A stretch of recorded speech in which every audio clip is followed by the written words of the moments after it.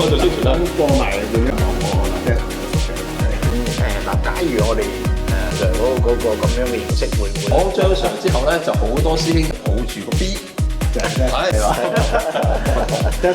好麻煩嘅啫，啲嘢我跟仔仔啊，咩辦法？你有幾多嘢啊？大家支持啦，係咪啊？咁我即係今日可唔可以啊？咁咪同解講交易。但係呢個咧就我又睇，佢肯應承我先咧，都交唔係都交我。係啊。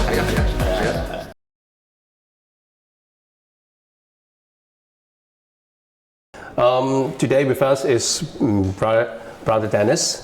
He is the top guy in the Lasallian family in Hong Kong. And besides Brother Dennis, we have graduates from class 71, yes, 2001, and me, I'm from 88. Right. Actually, we have some nice chat, coffee and cake, with Brother Dennis a few weeks ago. And wow, that is very interesting chat, a very nice chat. And we have the idea to bring that into a video today to share with all of you. So let's get started. Just very casual, no pre-existing question or whatever. Maybe Calvin, you were not here last time. Maybe start from you. Okay. What comes into my mind now with Brother Dennis here? Of course. Well, Brother Dennis, I've known him for quite some time now. Especially, we got more connected in the past year because it's the 150th anniversary of the Lasallian Brothers coming to Hong Kong. And I've been collaborating and helping actually Brother Dennis with some activities, for example, community service, the health check programs. We have had 2 already, and we're going to have the 3rd one soon in May for the 1st in Taiwan. The previous 2 actually in New Territories and in Kowloon. So it covers the whole of Hong Kong, and then then we also have the mural painting at the Brothers' house next to the Lasallian Youth Centre, which, to be honest, before Brother Dennis came, I have barely been there to the centre, and I think it's a very nice project for all the Lasallian schools to get together. So for me, I graduated from LaSalle Primary and also LaSalle College, but these 2 years, and actually since my days as an OBA president, it actually broadened my horizon, my vision. That there are actually 8 schools in Hong Kong, and now under the leadership of Brother Dennis, I'm more than happy to help and know more about the Lasallian spirits and the Lasallian mission, etc. Are you sure you're recording already? Yeah, I'm okay, recording. Good. All right. And they are recording too. Okay, good. Here as well. All right. Okay, good. And last time we touched on a very interesting topic. How come you become a brother? Okay.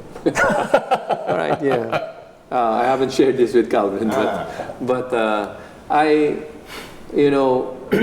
very important for the brother, for the young man, is to have models, people you look up to. So I don't know, you maybe have become a doctor because of some people who are above you, older than you, that you look up to. When I was younger, I wanted to be many things: a pilot, an astronaut, a sort of like biologist in some way. I like that. But particularly during my primary years, I was thinking of becoming a pilot until even a little bit of the high school years, my secondary years. So that's why I applied for engineering when I was going into the university. While doing that, though, in my secondary life, I met the brothers, and most of them were my teachers, mostly in religion classes, and some would be in science classes, because brothers were experts in many other things. I was in a school in the Philippines, in the central Philippines, and the brothers there were almost like you might have experienced during your time, that they were like friends. They were available anytime. They were good men. Actually, sometimes they're much better persons than some teachers. I mean, you can go closer to them. They love to be with young people. Some teachers won't go near like students because they have they no boundaries and that stuff. But brothers, while respecting boundaries, they're more friendlier. I think they were friendlier. And during my secondary years, I gotten to know them, and they actually helped me become a leader. They helped me see, they brought us out to outreach programs. Sometimes not even in a regular class, but during our time, there was no such thing as too strict on everything should be within the class. But brothers brought us out anytime, would bring us to the poor, and not part of our class. It's very casual. And then I would also sometimes see them give retreats to young people and to adults. That's the reason why these brothers became my model of what it means to be of service to others. But during the time, I was like really not thinking of doing that. I mean, to be a brother, and then also you can still serve when you're not a brother.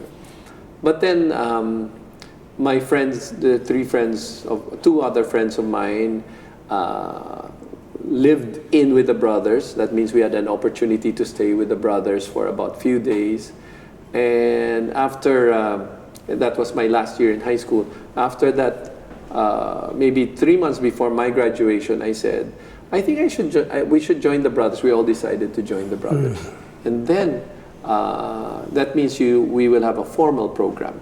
Once we joined that formal program, we all went to our different schools for university. I went to Manila, and they stayed in Central Philippines to study. And the next step of becoming a brother was to join the postulancy. So that's my and every time I look at it, it's like, if I mean, the words have always been God's hand leading you to something. Yes. So yeah, right. So yes. So that would be just the first part of it. So there are many ways that God would lead me. But if to make the long story short, the first experience of like, it's like God leading you. Maybe this is the way. Because if I also didn't study in Manila, I would have not joined the brothers also. You know why? Because if I could not afford to study in Manila. Our family, we're not rich. Yes. So but then I was surprised. I don't know. I didn't even think that I took the exam, but I passed the national exam, which I forget I actually took.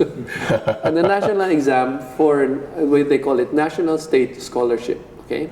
Okay. I was the only one that passed in our school. Oh. So I was not the number one student. I was in the honor student, but I was not number one. I passed that, and one of them was that you can study in any school in the Philippines, and you can. That means I can study in De La Salle University. Oh, I can study there. Okay.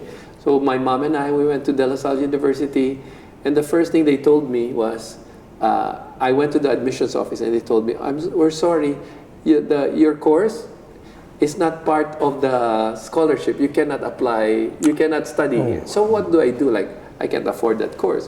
It was engineering because I wanted still to think of being a pilot. And then that part, which is kind of strange too, they said, can I take a biology?